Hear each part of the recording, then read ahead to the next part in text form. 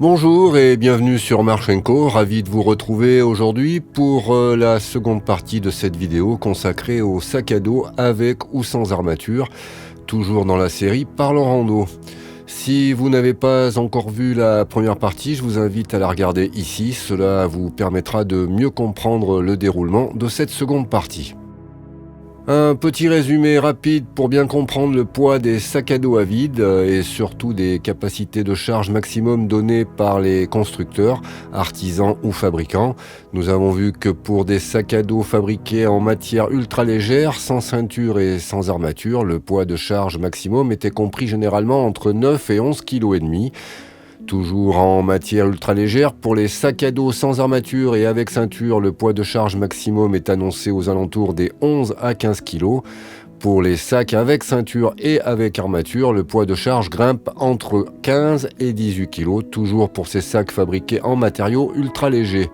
Pour les sacs fabriqués en matériaux traditionnels, nous avons vu que même si les constructeurs ont fait énormément d'efforts sur les poids des sacs, ils restent globalement plus lourds et bien que permettant des poids de charge tout à fait similaires aux sacs en matériaux ultra légers, ils offrent globalement un meilleur confort, bien souvent dû à des bretelles plus épaisses, des ceintures plus grandes et plus englobantes et une armature bien stable, le tout offrant un très bon report de charge sur les hanches.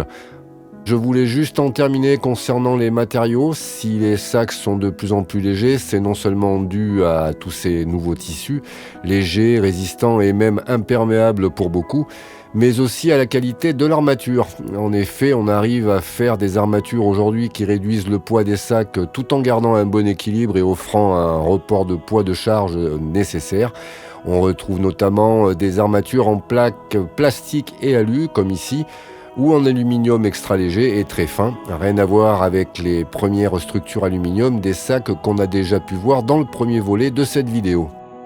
Et pour en terminer avec l'armature, il faut savoir que quand il n'y en a pas, on cherche à en créer une avec tout simplement un matelas en mousse, généralement en plastazote ou en évazote, que l'on va plaquer contre son dos. Cela va légèrement rigidifier le sac, ou même en faisant un tube avec ce même tapis en mousse que l'on place dans le sac à dos et dans lequel on va ranger toutes nos affaires.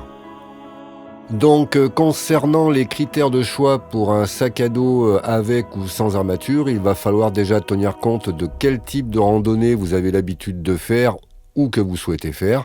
Il est évident que vous n'allez pas prendre les mêmes affaires en hiver comme en été, tout comme le contenu sera légèrement différent si vous partez 2 mois ou 3 jours.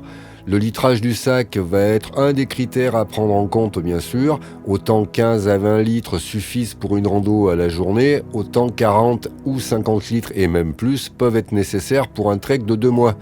Et bien sûr, pour savoir si une armature est préférable, il faut tenir compte de votre poids de base et de la nourriture, plus l'eau que vous devez prendre selon l'endroit où vous allez et la saison. Cela va donc dépendre du critère suivant, si votre matériel est optimisé ou non. Si vous avez du matériel optimisé, léger et compact, bien sûr le litrage du sac dont vous avez besoin va diminuer par rapport à un randonneur qui n'a pas de matériel ultra léger, soit par manque de moyens, soit par choix tout simplement. Un autre critère sur lequel il faut compter, c'est si vous n'avez aucun problème de santé, plus particulièrement des problèmes de dos. Bien sûr, avec armature, le sac est plus lourd, mais beaucoup plus confortable pour des personnes souffrant du dos, le report de charge étant beaucoup plus sur les hanches. On termine avec les critères essentiels à prendre en compte et non des moindres, il s'agit de votre budget. Bien sûr, un sac sans armature, que ce soit en matériaux traditionnels ou ultra légers, est moins cher qu'un sac avec armature. Et plus on grimpe dans le litrage, plus c'est cher. Il faut donc bien estimer le matériel que l'on souhaite prendre pour ne pas se retrouver avec un sac trop grand, qui aurait coûté plus cher pour rien. On tiendra compte du fait que généralement les sacs faits par les manufacturiers indépendants sont bien sûr plus chers car ils utilisent des matériaux plus onéreux, mais ces matériaux sont extrêmement résistants, imperméables pour certains et très légers. Et ces sacs sont faits à la main, voire même sur mesure avec des options que vous choisissez vous-même. Voyons les avantages et les inconvénients de ces différents sacs pour vous aider une bonne fois pour toutes à y voir plus clair et je l'espère vous aider dans votre choix. La ventilation, le sac avec armature, aujourd'hui en 2024, aussi bien en matériaux ultra léger que traditionnel, sera souvent un peu plus éloigné de votre corps qu'un modèle sans armature grâce au filet tendu présent sur beaucoup de sacs. Cet espace supplémentaire permet à l'air de circuler dans votre dos, réduisant ainsi la transpiration pendant la marche et rendant le transport plus confortable, surtout par temps chaud. Je vous laisse apprécier avec ces images comment mon dos était au bout de 20 minutes de marche l'été passé avec mon sac sans armature. Confort de portage. Nous l'avons vu, les sacs à dos avec armature sont conçus pour supporter plus de poids que ceux qui en sont dépourvus. Le but de l'armature est de répartir le poids de la charge sur vos hanches. Idéalement, environ 80% du poids de votre sac repose sur vos hanches et les 20% restants sur vos épaules. Plus grande capacité. Parce qu'ils peuvent supporter plus de poids, les sacs avec armature sont disponibles dans des capacités généralement plus grandes que les sacs sans armature. Ceci également dans tous les types de matériaux. Cela vous permet, si vous n'avez pas de matériel optimisé, de pouvoir transporter vos affaires un peu plus encombrantes et lourdes, tout en bénéficiant d'un très bon confort. Conserve la forme. L'armature aide à conserver la forme de votre sac à dos. Ceci est particulièrement utile lors de l'emballage ou du déballage. Les sacs à dos avec armature interne sont les plus équilibrés, un équilibre qui vous permet de marcher sur des terrains difficiles plus en confiance car votre sac ne bouge pas. Pour les armatures externes, c'est un peu moins vrai car le poids est réparti un peu plus loin du corps. Plus facile à emballer. Lorsque vous emballez un sac à dos avec armature, vous n'avez pas besoin d'être aussi exigeant que si c'est un sac sans. Étant donné que le cadre aide à répartir le poids, vous n'avez pas besoin de faire autant attention à l'endroit où vous emballez chaque article de votre sac, même si cela reste important de savoir emballer un sac. Plus d'accessoirisation. Les sacs à dos avec armature sont souvent dotés de fonctionnalités supplémentaires pour vous aider à rester organisé. Par exemple, le sac est souvent équipé de poches zippées à l'intérieur pour ranger des petits objets. La plupart des modèles sont dotés de poches de ceinture sur les hanches. Le sac peut comporter un crochet pour vos clés et une poche bandoulière pour votre téléphone.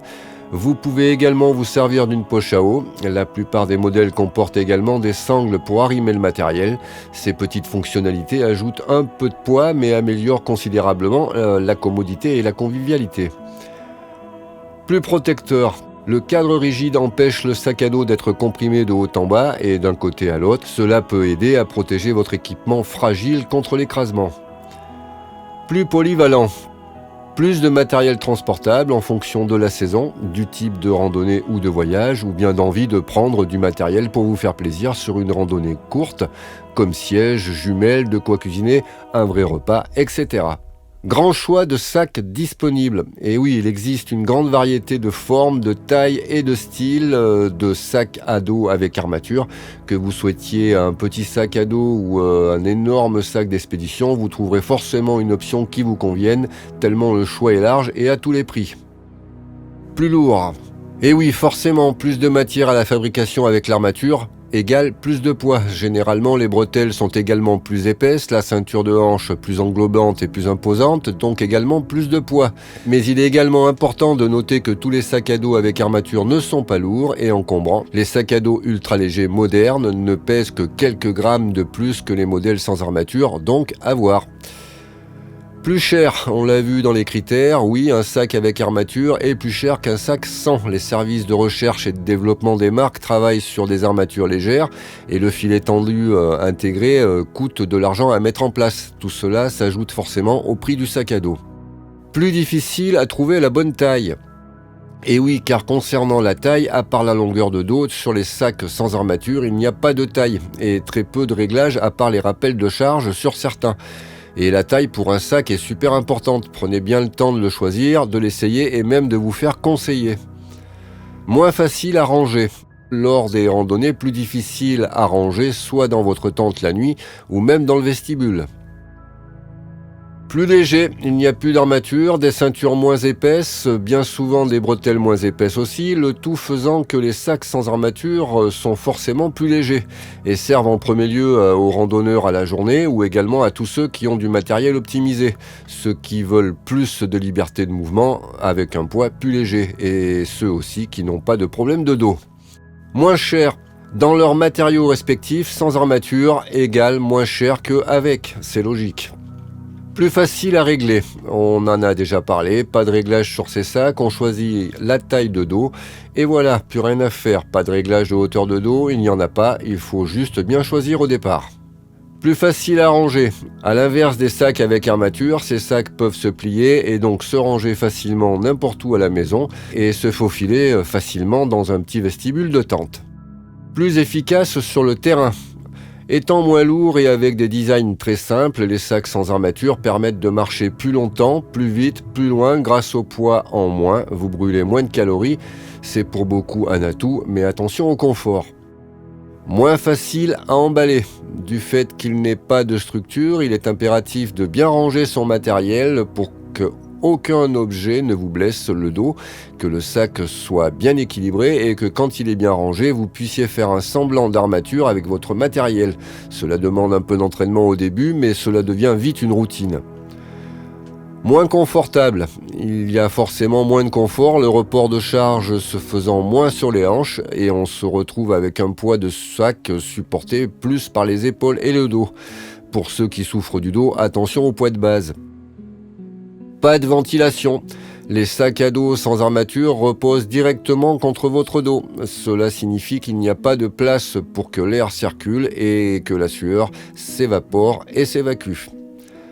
Ne garde pas la forme. Si un sac sans armature est mal emballé, il aura tendance à se courber sous son propre poids et tirera le poids vers l'arrière. Il faut prévoir, et c'est mieux en général, une pseudo-armature faite en mousse comme vu auparavant.